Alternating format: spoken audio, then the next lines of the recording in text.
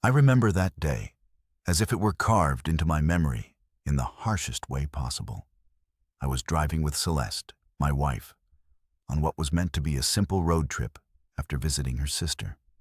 The road was long and empty, and the late morning sun cast long shadows over the asphalt. Yet something fell off. From the start, Celeste had been smirking all morning, a smile that was too coy and secretive. It was as if she were hiding a truth from me, a truth that would shatter everything I believed about our life together. I tried to brush away that uneasy feeling, telling myself that maybe she was just playful. But deep down, I sensed trouble brewing. We pulled into a rundown gas station far off the highway, a place that seemed forgotten by time. The station was nearly abandoned. The pumps stood rusted and silent, and the small building's flickering neon sign did little to brighten the faded concrete. As soon as we parked, Celeste turned to me with that same unsettling smile and said in a voice so sweet it bordered on insincere, "Go grab me a coffee, babe?" Her tone was light, almost teasing, and I felt a chill crawl up my spine. I shrugged off the growing anxiety and stepped inside to fetch the coffee, unaware that I was about to cross the threshold into a nightmare. Inside the gas station, the air felt heavy and stale. Every step I took echoed in the emptiness, a constant reminder that I was alone. I filled a paper cup with coffee, the hot liquid barely cutting through the cold dread that was forming in my gut. I glanced at the worn-out clock on the wall and wondered how long I would be away from Celeste. When I finally pushed open the door to return, my heart pounded as I scanned the area for her familiar figure. But there was nothing. No trace of Celeste, no sign of our car, and even my personal belongings had vanished into thin air. My wallet, my bag, my phone. They were all gone. Then, as I stood frozen in disbelief, my phone bugged. I fumbled to retrieve it and saw a text message that sent a wave of panic crashing over me. "Let's see how long it takes you to get home. Consider this a fun challenge. Face blowing a kiss."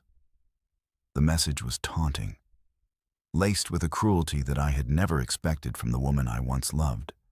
I tried to call her, desperate for an explanation, but every ring ended in an empty, echoing voicemail. In that gut-wrenching moment, a cold realization hit me. I wasn't going home, not to Celeste, not ever. I stood there in the barren lot, my fingers still trembling as I clutched the now cold coffee cup. Every memory of our shared past, the laughter, the whispered secrets, the dreams we once built together, turned bitter in my mouth. I felt betrayed and abandoned, as if my entire life had been a cruel illusion.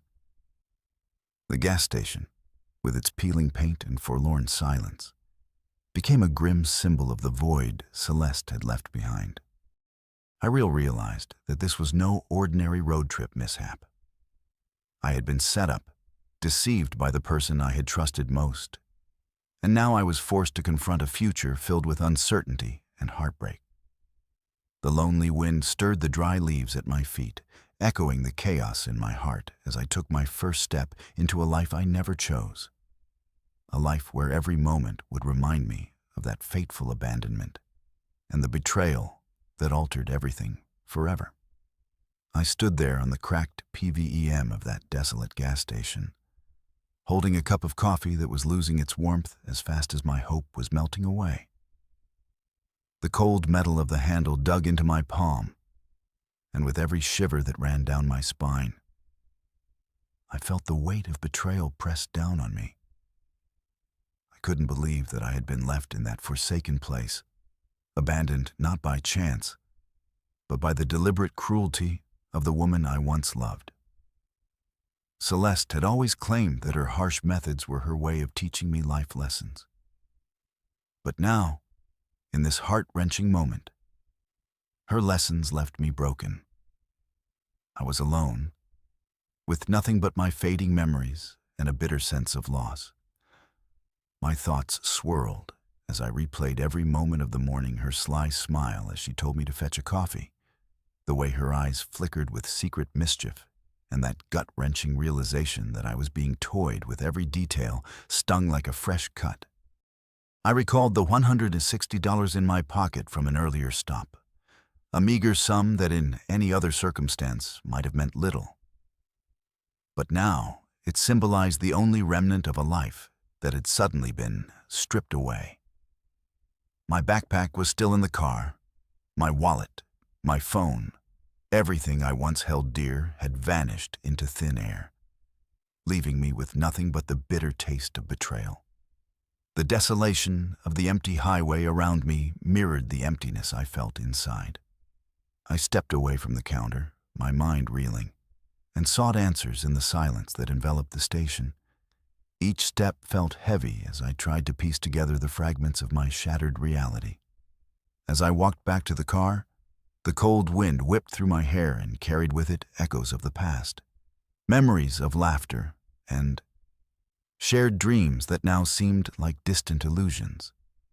I wondered how life could turn so dark so quickly, how one moment I had been a man with a future and the next a stranded soul, grappling with the remnants of a deceitful love. In that moment, something inside me snapped. I wasn't willing to let this betrayal define me, yet the anger was overwhelming. I clenched my fists, feeling a strange mix of sorrow and defiance welling up from deep within. The pain was not just for the loss of my belongings, but for the shattering of trust that I had once believed was unbreakable. I stood at the crossroads of heartbreak and resolve, knowing that from this point forward, nothing would ever be the same. Every footstep echoed with the promise of retribution, and every gust of wind whispered a secret of the past I wished to forget. With each slow, measured breath, I made a silent vow. I would not allow Celeste's betrayal to control my destiny. I decided then and there that I would face the uncertain road ahead with strength and determination, even if it meant leaving behind the fragments of a life I once knew. I stepped away from the station and onto the deserted road, my heart pounding in time with my uncertain steps in that moment of desolation.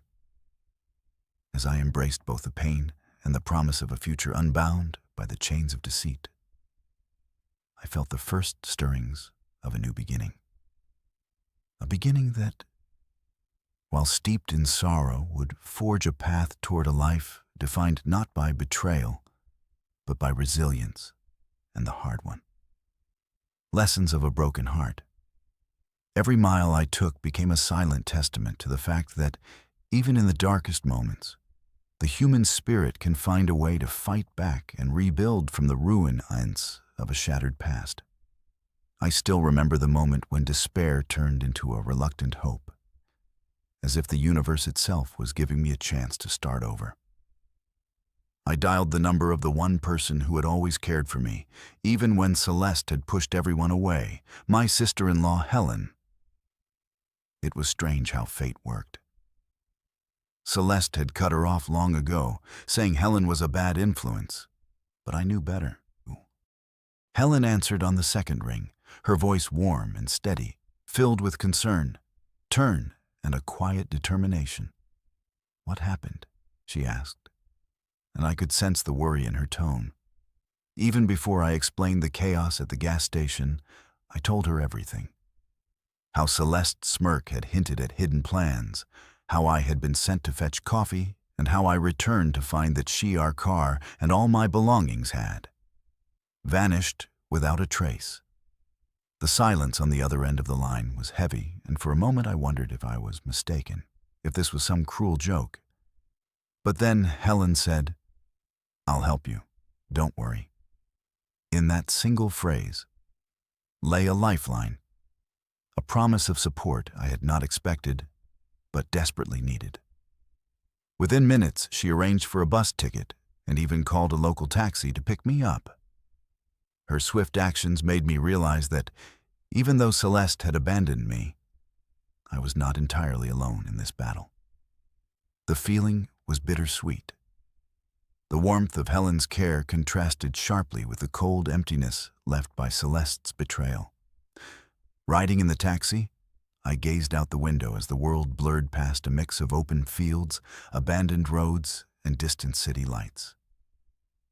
The journey felt surreal, like a bridge between the life I had lost and the uncertain future ahead.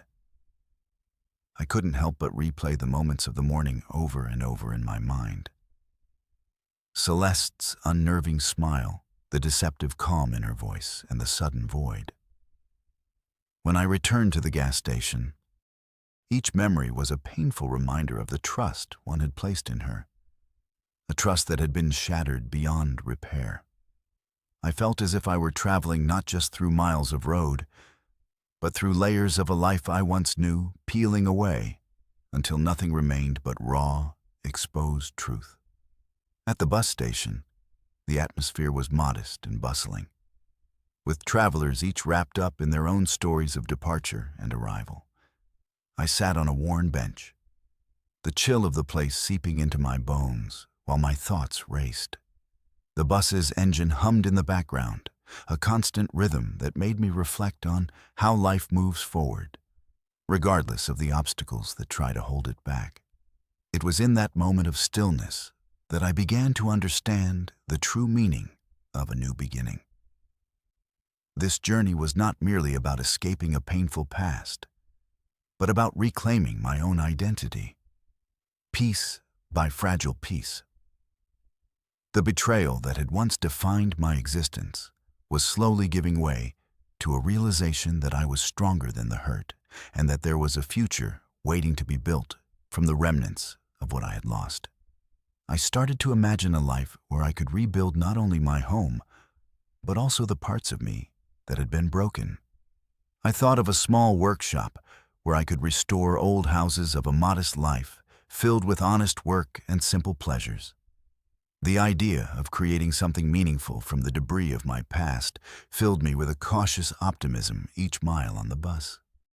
Each quiet moment of reflection felt like a step toward a new self, a version of me that was not defined by betrayal, but by resilience and the will to forge a different path. Helen's kindness had sparked a light in the dark, a reminder that sometimes the most unexpected help can lead to the most profound changes. I continued to reflect on the choices that had led me here. Every decision, every whispered promise, and every silent moment of doubt played together in my mind like a slow, mournful song. I recalled the early days of our marriage, when life seemed full of hope and every challenge was met with a united front. Those memories now felt distant and almost unreal, as if they belonged to a different person altogether. In this moment, separated by time and betrayal, I was forced to acknowledge the painful truth that sometimes the person you love can also be the one who destroys the life you once dreamed of. Yet even in that stark realization, there was a seed of strength, a small, stubborn spark that refused to be extinguished. I promised myself that no matter how deep the wounds, I would strive to heal them, to grow stronger from the pain and rebuild a life that was honest and true to who I was.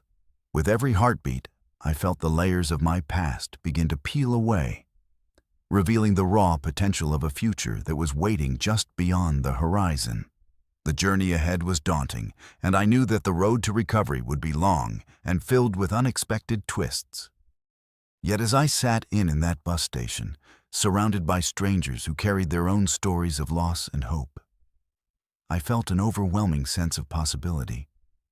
Every face in the crowd represented a chance to start fresh, to leave behind the painful echoes of yesterday, and to build a tomorrow defined by courage and determination. The very idea of starting over, of carving a new path from the fragments of my shattered past, was both terrifying and exhilarating. In that charged atmosphere spare, I began to see that the end of one story was merely the beginning of another one, that I had the power to write on my own terms. With a quiet resolve settling in my heart, I embraced the uncertainty of the future, understanding that every moment was a blank page waiting to be filled with the story of my resurgence. I looked forward with cautious optimism as the bus continued its steady route along the highway. Each bump and turn, every pause and distant rumble of the engine reminded me that I was leaving behind a world of betrayal and stepping into a realm of potential. I was determined to make every mile count, to honor the past by building a future that was undeniably my own. Every second of that long ride whispered promises of renewal, of a life not shackled by the weight of lost trust, but elevated by the strength found in starting anew today. In that crowded bus station and on that endless road, I embraced my new beginning with all the hope, fear, and determination that I could muster. I was in the middle of an important business meeting when a sudden, incessant buzzing shattered the sterile silence of the boardroom.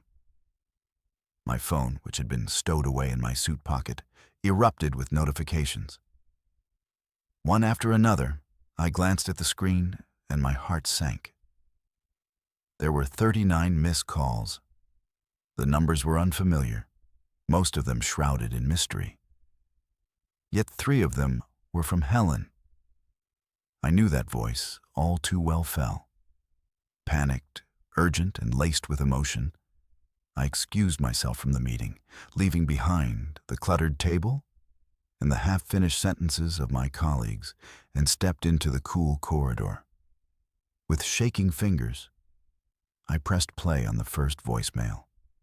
Helen's voice, trembling with anxiety, filled my ears as she said, "Call me. It's Celeste. She found you." That single message struck me like a thunderbolt. 2 decades of careful planning of building a life away from that toxic past seemed to vanish. In an instant, I felt as though my carefully constructed world was collapsing around me. I continued to listen, my pulse racing as another message from Celeste followed. Her tone was demanding and fragile at the same time. "You can't ignore me forever. We need to talk." And then came a third message, a flood of sobbing and desperate. "Please, I know I hurt you, but you're my husband. I made one mistake. You owe me at least a conversation." The raw emotion in her voice made my stomach churn with revulsion and disbelief. I had spent so many years trying to escape the poisonous cycle she had created. Now, faced with these messages, I felt the old wounds reopening. I stood there feeling trapped between memories of betrayal and a past I thought was buried for good. Every ring, every vibration on my phone was a reminder that the life I had fought so hard to build was now under threat. I replayed each voicemail in my mind, trying to grasp the full weight of what was happening. Celeste's voice, once a source of warmth and comfort, now seemed to carry only malice and regret. It was as if she were reaching out from a dark abyss, demanding that I acknowledge her presence, that I somehow return to the life we once shared, even though I had long since abandoned that destructive chapter. In that moment of disillusionment, I realized that the past was not ready to let me go. The very phone that had become my lifeline to a new beginning now pulsed with the ghost of a relationship I had hoped was over anger and sorrow wed within me. As I stared at the screen, unable to decide whether to call back or simply walk away, I thought of the countless nights I had spent planning a future free from Celeste manipulations, of the long road I had traveled to reclaim my identity and self-worth. And now, in a cruel twist of fate, everything I had built was in jeopardy. I recalled the countless lessons I had learned about trust and betrayal, and the bitter realization that some scars never truly fade. As I stood there in the quiet corridor, the noise of the boardroom fading into a distant hum, I felt the gravity of my situation settle over me like a heavy shroud. The messages were not just calls for attention. They were a summons from a past that refused to be ignored, a past that demanded to be confronted, regardless of how painful it might be. Determined not to let this intrusion derail the progress I had made, I composed a brief text to Helen meeting tomorrow. Denny's on 5th 7 a.m. Come alone. In that short message, I found a semblance of control, a single decision. In a moment when everything else seemed out of my grasp, I knew that facing Celeste again was inevitable, that the unresolved anger and betrayal would have to be confronted sooner or later. With the text sent, I took a deep breath, trying to steady the rapid beating of my heart and resolve to face whatever came next with the same determination that had carried me through the darkest moments of my past. In that quiet corridor, amid the echoes of 39 missed calls and the ghosts of a painful history, I embraced the painful truth. The road ahead was fraught with uncertainty, but I was ready to face it head-on, even if it meant revisiting wounds I had long thought healed. I sat in the quiet booth of a small roadside diner, waiting for Helen to arrive. The air in the diner was heavy, with the aroma of fresh coffee and warm pastries, a stark contrast to the bitter taste of betrayal that still lingered in my heart. I remember the moment Helen stepped in, looking older, yet still carrying the same nervous energy I had known since our younger days. Her eyes darted around the room as if she carried a secret too heavy to hold. Without wasting another second, she slid into the booth across from me and blurted out Hune's in deep trouble. Bad trouble. Her voice trembled with urgency, and I could see the worry etched on her face. I leaned forward, setting my untouched cup of coffee on the table, and said in a quiet, steady tone, "Tell me everything." Helen took a deep breath, gathering her thoughts before she began to unravel the shocking news. Apparently, Celeste had not only left, but had also racked up massive debts that threatened to ruin her completely. Her credit cards were maxed out, her house teetered on the edge of foreclosure, and, worst of all, she had been searching for me for months. It was not that she missed our past or felt any true remorse for what she had done. She was driven by a desperate need for money, a need that she hoped I would somehow fulfill. Listening to her words, I felt a cold knot form in my stomach. Memories of our early days together surfaced, days filled with hope, dreams, and promises of forever. But those memories had long since turned bitter. Overshadowed by Celeste's calculated cruelty, I wondered how someone I once loved so dearly could descend into such depths of greed and despair. The realization struck me hard. The woman who had shared my life had become a stranger, one whose actions were now guided solely by self-interest and financial desperation. Helen continued her voice, soft yet firm, explaining how Celeste had lost control of her life. Every phone call and letter that I had once dismissed as insignificant now painted a picture of a woman drowning in her own mistakes. I remembered the times I had ignored, the small red flags, the subtle hints that something was not right. Now it all came rushing back in a torrent of regret and sorrow. I felt trapped between a past that was impossible to forget and a future that was quickly becoming uncertain. In that small booth, with the soft murmur of other patrons in the background, I realized that this confrontation was inevitable. I had to face the consequences of a life built on broken trust and shattered dreams. I sipped my coffee slowly, each sip grounding me in the reality that I could no longer run from the past. The diner, with its worn-out decor and the comforting clink of cutlery, became a silent witness to my inner turmoil.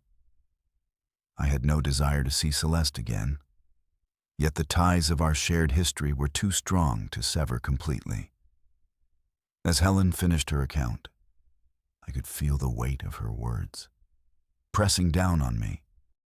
I knew that the showdown with Celeste was not a matter of if, but when, in that moment, sitting alone in that modest booth, I made a decision. I would no longer let her control my life from the shadows. I would confront this mess head on, no matter how painful it might be. The thought of facing Celeste filled me with a mix of dread and determination, a determination to reclaim the parts of me that had been lost in the chaos of our past. I glanced around the diner at the ordinary faces and everyday conversations and realized that life continued despite the upheaval. It was a small comfort knowing that the world moved on, even as my own life was in turmoil. Today, in that unassuming booth at a roadside diner, I vowed to stand up for myself and to finally draw a line under the years of deceit. The showdown was coming, and I would meet it not as a broken man, but as someone who had learned the hard lessons of betrayal and was ready to build a future free from the chains of the past. The hours in that diner seemed to stretch endlessly, each minute filled with silent reflections and a growing resolve. I thought about all the sacrifices I had made, the dreams that had been shattered, and the future that was now uncertain. Every word Helen spoke echoed in my mind, mingling with the quiet hum of the diner's old jukebox playing in the corner. The soft tunes brought back memories of simpler times, times when hope was not yet a distant memory, and trust had not been so brutally broken. Now, with every beat of my heart, I felt the determination rising inside me. I was ready to face whatever came next, even if it meant reopening old wounds and stepping into a painful confrontation with the past. I sat back, my eyes fixed on the window, as I watched the rain begin to fall softly outside. Each raindrop mirrored the tears I had shed in silence, the grief of a love lost and a life undone. Yet, in that quiet moment, I also saw the promise of renewal, a chance to rebuild my life, brick by brick, free from the shadows of deception. I knew the path ahead would be fraught with difficulty, but I was prepared to walk it with a steady heart and a clear mind. The diner, the rain, and the quiet resolve inside me all marked the beginning of a new chapter, one where I would finally reclaim control and let go of the past that had once held me captive. The next morning, I sat at my office desk reviewing some documents. When the unexpected happened, the glass doors of the conference room parted, and there she was. Celeste, my former wife, accompanied by a man I barely recognized his presence, marking him as her new husband, Mark. I felt a chill, as if the room's temperature had dropped instantly. I had heard whispers about Celeste remarrying, but nothing prepared me for the shock of seeing her standing there, feigning tears and wearing a forced smile that did little to hide the desperation in her eyes. Her gaze locked onto mine through the clear glass, and in that moment, every lie and every betrayal of the past came flooding back. I remembered the lonely gas station abandonment, the cruel text messages, and the cold realization that my life had been shattered. Now, here, she was back in my life, expecting me to take on her burdens without a second thought. "Oh my God, look at you," she gasped in a tone that mixed surprise with something I couldn't quite place as remorse. I knew you'd be successful, but her voice, which once carried promises of love and insecurity, now sounded hollow and rehearsed. I remained seated, my face set in a mask of calm that barely concealed the storm raging inside. "Sit down," I said, my voice even, but laced with a hint of cold finality. Mark shifted awkwardly beside her, his discomfort obvious. As he avoided my gaze, the air in the room grew thick with tension, and I could feel every eye on us. As we prepared for the inevitable confrontation, Celeste began her words, stumbling out in a desperate attempt to reclaim what she had lost. I made one little mistake. She started, but I cut her off sharply. You left me at a gas station. I stated firmly, the words hanging between us, like an accusation that could not be ignored. Her face flushed with anger and embarrassment. As she tried to continue, we came back. She whined, her voice trembling with a mix of indignation and fear. Too late, I replied, and the finality in my tone left no room for further argument. The facade crumbled quickly after that. With a sudden change in her expression, Celeste dropped the pretense entirely and spoke with an unsettling bluntness. Fine, we need $175,000. You're rich, just help us out, she demanded, her eyes darting between mine and Mark, as if expecting me to magically conjure a solution to the ruin she had created. I leaned back, slowly reaching into the drawer of my desk to pull out a thick folder that contained all the evidence of my success, my achievements, and the hard-won life I'd built since she had abandoned me. I looked at her with a mix of pity and resolve. As I said, "Funny, you should mention your house. I bought your mortgage." The words, simple yet devastating, were delivered in a tone that carried the weight of years of betrayal and self-reliance. A heavy silence fell over the room. Mark's face turned ashen and Celeste's eyes widened in shock, the full meaning of my words sinking in for a long, heavy moment. We all sat in the stillness. The only sounds, the distant hum of the city outside and the rapid beating of my heart. I remembered every detail of the betrayal, every scar left by Celeste's choices. I had spent years trying to build something authentic out of the ruins of our past. A life where I would never again allow someone to treat me as disposable. Her sudden return, with Mark as a silent accomplice in her desperate scheme, felt like a final attempt to drag me back into the vortex of her chaos.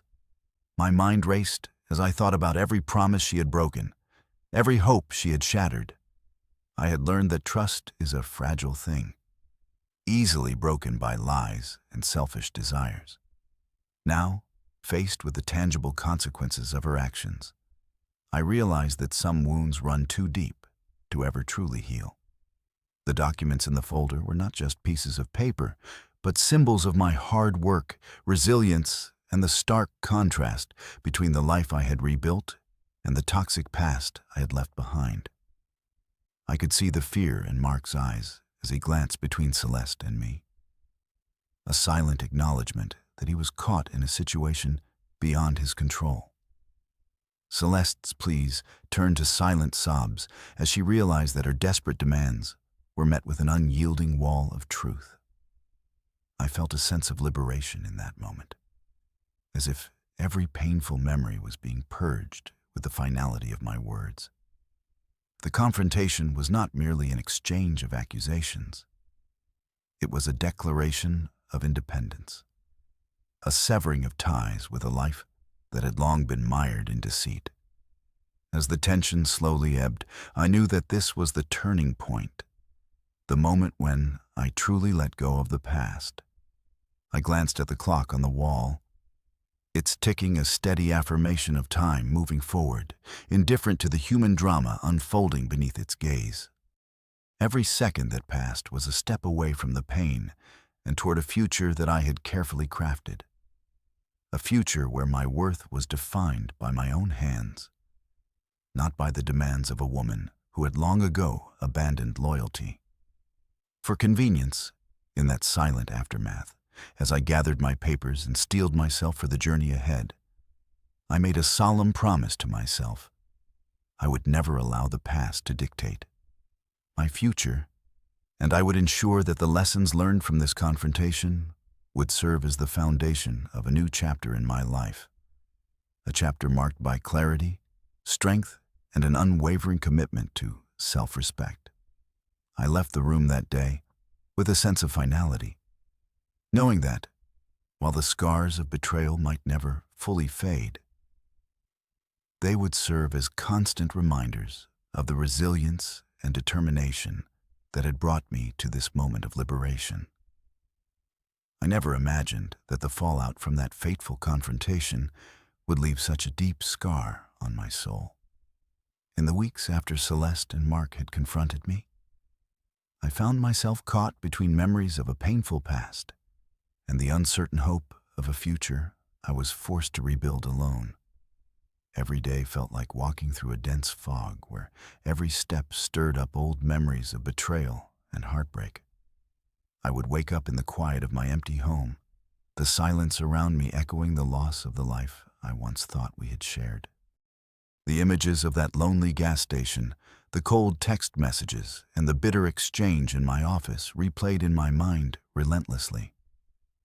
The shock of seeing Celeste, desperate and demanding, still haunted me.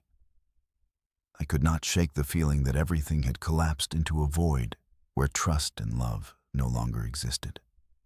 In the solitude of long, restless nights, I examined every detail of our shattered past. I recalled the false promises and the careless lies that had paved the way for this downfall. The remnants of our once bright life now lay scattered like broken glass, each shard cutting into my heart as I tried to piece together a semblance of who I once was. I found myself questioning every decision, every moment when I had turned a blind eye to her subtle hints of deceit. The fallout was more than just the loss of my belongings or the collapse of our shared dreams. It was the painful revelation that I had allowed myself to be blinded by love and hope. Yet in that darkness, I began to see a faint light. I slowly learned that grief, as all-consuming as it felt, could also be a catalyst for change. Determined to reclaim what little I had left, I sought refuge in the simplicity of everyday life. I returned to the routine of small tasks, organizing my scattered papers, tending to my modest garden, and taking long walks in the nearby park, where nature offered a silent, healing presence. Each day, as I sat on a weathered bench beneath an ancient oak, I allowed the cool breeze and the rustling leaves to remind me that life, despite its harsh twists, still moved forward. I reached out to old friends and even considered professional help, not because I was weak, but because I recognized that rebuilding a life from the ruins required strength and support. The fallout had stripped away the pretenses and left me raw and exposed, yet it also gifted me the opportunity to confront my own vulnerabilities.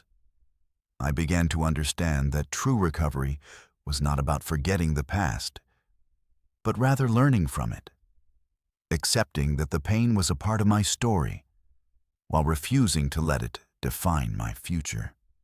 In quiet moments of introspection, I found that forgiveness was not for Celeste or Mark, but for myself, a chance to free my heart from the weight of resentment and sorrow. As the days turned into weeks, I discovered small victories that rekindled my sense of self. A smile from a stranger on the street, a kind word from a neighbor, and the simple act of watching the sunrise reminded me that life was still worth living. Every morning, as I watched the first light break through the darkness, I made a silent vow to move forward, no matter how slowly. I recognized that the fallout was a turning point, a painful ending that also held the seed of a new beginning. I began to rebuild my life, piece by piece, carving out moments of joy amid the lingering ache of loss. Slowly, I learned to let go of the past and embrace the uncertain beauty of a future that I was now determined to shape with my own hands. I understood that the scars I bore were not just marks of betrayal, but also symbols of resilience and hard-won wisdom. With each passing day, the raw pain softened into a quiet determination. I realized that, while the fallout had changed me forever, it had also prepared me to build something stronger, something that would honor my journey through despair and lead me to a place of healing. I stepped forward into the unknown with a heart that had learned to hope again, even as it carried the deep echo of yesterday. I remember the day clearly, as if every moment was etched into my mind with searing intensity. It wasn't enough to simply take their house. I had to destroy the very symbol of all the lies and pain. I arranged for a demolition crew to come at first light, a decision that felt both inevitable and necessary. I had spent years building a new life from the ruins of our past, a life I had painstakingly assembled piece by piece, standing outside the house that had once been Celeste refuge from reality. I cradled a cup of coffee in my hand, its warmth, a small comfort amid the chill of impending retribution.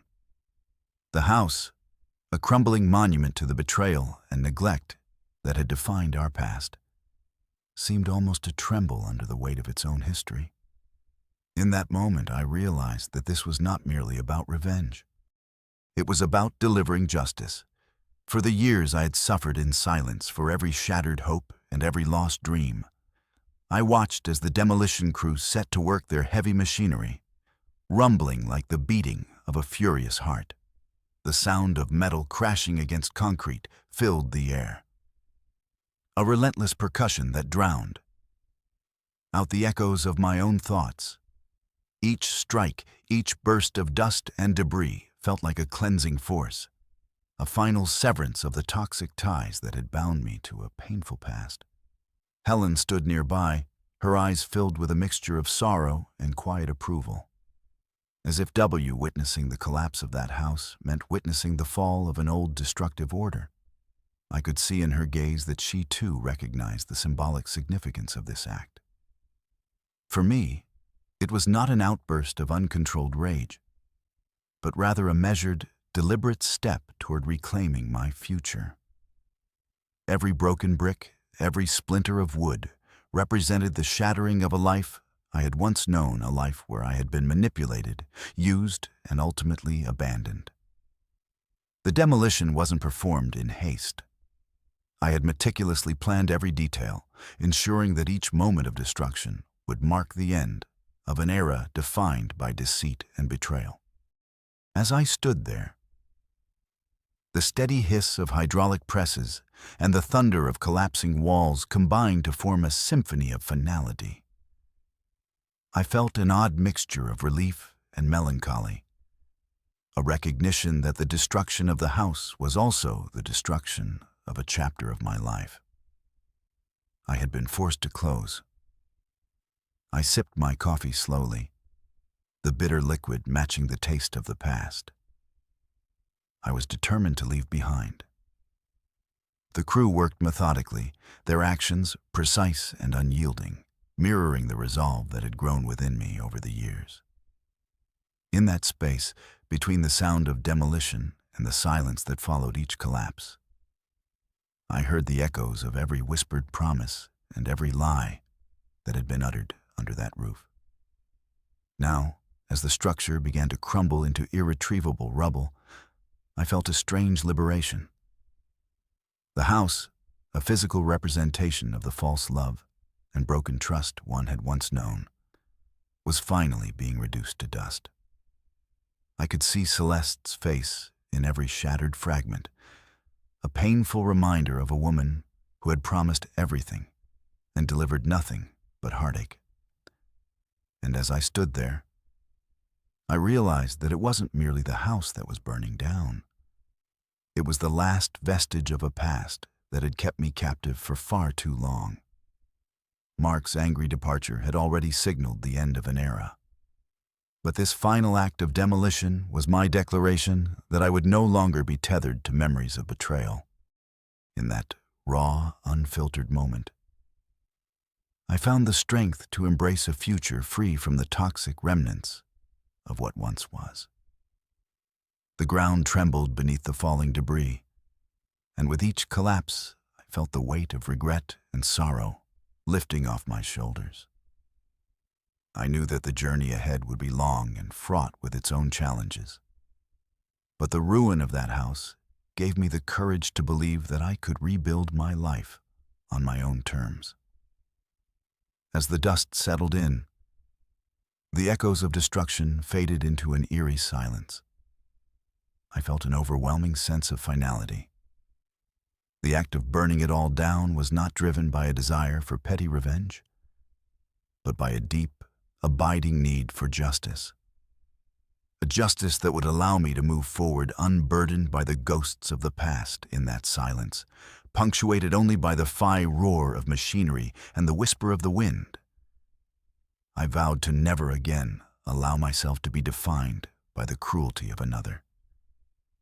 I would rebuild not for anyone else, but for me, a man who had learned that sometimes, to truly start over, one must first let everything else burn away. I had reached a turning point where I could no longer be defined by the bitter memories of betrayal. Standing on the barren plot of land where Celeste's ruined house had once stood, I felt both sorrow and a burning resolve. This empty space was not merely soil and dust. It was the blank page on which I would write a new story. I decided to build affordable housing here, a safe haven for those who had been crushed by life's hardships, especially for single parents escaping toxic relationships. I envisioned a place where people battered by their pasts could rebuild their lives with dignity and hope. I named this project Leland Place in honor of Helen, the one family member who had stood by me through every dark moment, offering kindness when I had none left to give. Every brick laid and every nail hammered at Lillian Place carried a part of my own journey from despair to renewal. I never intended to create a mansion or luxurious apartments. My goal was simple yet profound: a modest community where support replaced judgment and every resident could begin to heal. I spent long hours at the construction site, overseeing every detail, ensuring that the structure would serve as a beacon of new beginnings rather than a monument to old wounds. Neighbors, local volunteers, and even strangers touched by my story came together. Drawn by the promise of transformation, with every shovel full of earth moved and every wall raised, I felt the heavy burden of the past lighten, replaced by a quiet pride that only comes from rebuilding a life on one's own terms. Then, on a cool autumn morning, as I was reviewing blueprints in my modest office on site, my phone rang a call from Celeste. Her voice trembled on the line, filled with desperation and regret. It was Cyril. The woman who had shattered my world now sought my help. I agreed to meet her in my office, determined that this encounter would serve as the final closure to our painful history. When Celeste arrived, her eyes were wild with a mix of defiance and sorrow. I handed her a rental application for one of the units in Leland Place. "You're welcome to apply," I said, simply, my tone leaving no doubt that this offer was not charity, but the natural consequence of the choices she had made. Celeste's face contorted with anger as she sputtered. "After everything I did for you, I only offered a quiet smile." For the irony was clear. The help she now sought was exactly what she had earned through her actions. That moment, charged with the residue of our past, confirmed that my future and that of Lillian Place would be built on justice tempered with compassion. In the months that follow, Leland Place grew into a vibrant community. I walked its corridors and quiet courtyards, listening to the stories of those who had found refuge within its walls.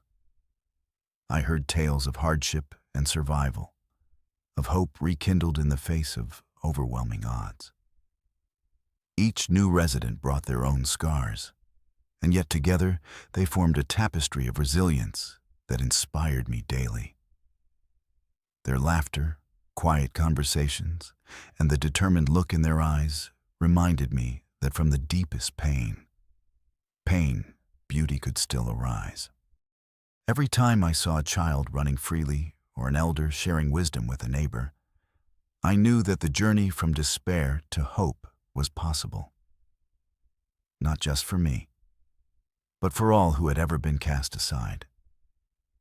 I discovered that the true reward of building Lillian Place was not measured in dollars or square footage, but in the strength and courage of those who chose to start over here in this little community. The ghosts of my past were slowly replaced by the promise of a new future. Each day I felt the power of healing and the transformative force of kindness. I had built more than just affordable housing. I had built a symbol of rebirth, a sanctuary where broken lives could mend and dreams could take root. I learned that even when the pain of betrayal cuts deep, it can eventually give way to growth and a renewed sense of purpose. Every brick of Lillian Place told a story of loss, of love betrayed, and ultimately, of the strength it takes to rebuild from nothing. I had turned the remnants of my shattered past into a foundation for the future. And in doing so, I had discovered that hope, once kindled, can light even the darkest paths. I stared at the horizon as the first light of dawn broke through the darkness of my past. Each ray a reminder that nothing truly ends, it only transforms. I had rebuilt my life from the ruins of betrayal and heartache, brick by brick and tear by tear. And now I stood at the edge of a future that was as uncertain as it was promising the lessons I learned through every moment of suffering. Every act of defiance and every small victory had forged in me an unyielding strength. I realized that the final lesson was not about retribution or punishment, but about the acceptance of change and the willingness to let go of the chains that once bound me to a life I no longer recognized. In the quiet solitude of my study, with the soft hum of the morning wind outside, I allowed myself a moment of reflection. The past was a collection of vivid memories, painful yet instructive, and I understood that to truly move forward, I had to embrace every shard of my former self, even those that were broken beyond repair. I recalled the cold, lonely hours at the desolate gas station, the bitter taste of betrayal when Celeste vanished without warning, leaving behind not only my possessions, but also the remnants of a shared dream. I remembered the storm of missed calls that shattered the fragile peace I had built over the years, earing a ghost of a past that I desperately tried to leave behind. And then there was the final confrontation, when I looked into the eyes of a woman I once loved. And in that moment, I recognized the futility of holding on to what had been lost. I realized that forgiveness was not about condoning the pain inflicted upon me, but about freeing myself from the relentless grip of anger and regret. It was a lesson, carved deep into my soul, a lesson that taught me that the path to true liberation lay in accepting the impermanence of life.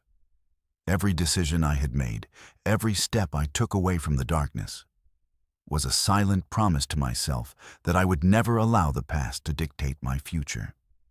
The demolition of Celeste's house, the creation of Lillian Place, and the painful conversations that followed were all chapters in a story that was finally coming full circle. I understood that the scars I bore were not symbols of weakness, but of survival.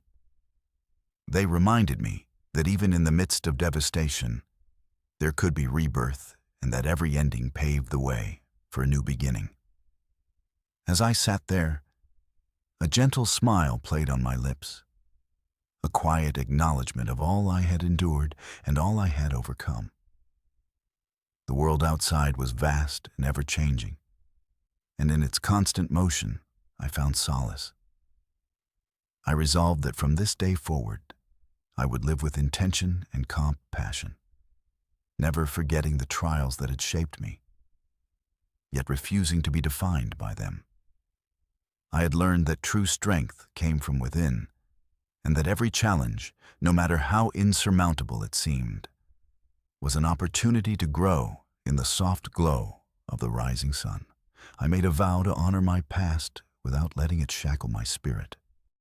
I would embrace each new day with hope and determination, carrying with me the wisdom of my experiences and the promise of a future unburdened by regret. This was my final lesson, a quiet, enduring truth that no matter how harsh the journey, the human spirit has the power to rise, rebuild, and ultimately find peace.